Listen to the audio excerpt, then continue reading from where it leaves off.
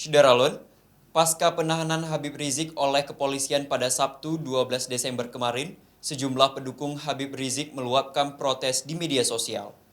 Dalam bentuk protes yang digaungkan di media sosial Twitter itu, pendukung Habib Rizik meminta bantuan hukum dari Hotman Paris. Mereka mengaku siap membayar sang pengacara agar mau membantu kasus hukum Habib Rizik.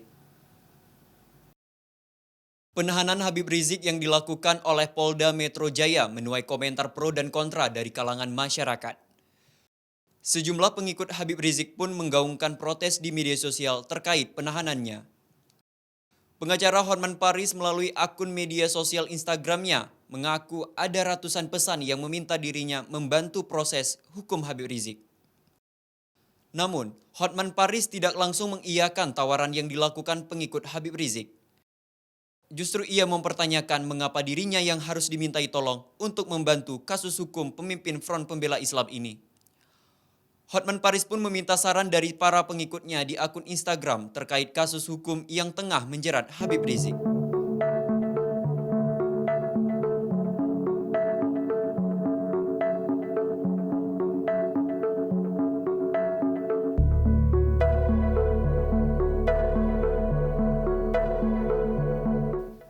Demikian Syederalun, jangan lupa subscribe kanal YouTube Serambi On TV dan perbaharui informasi terbaru Anda di serambinews.com.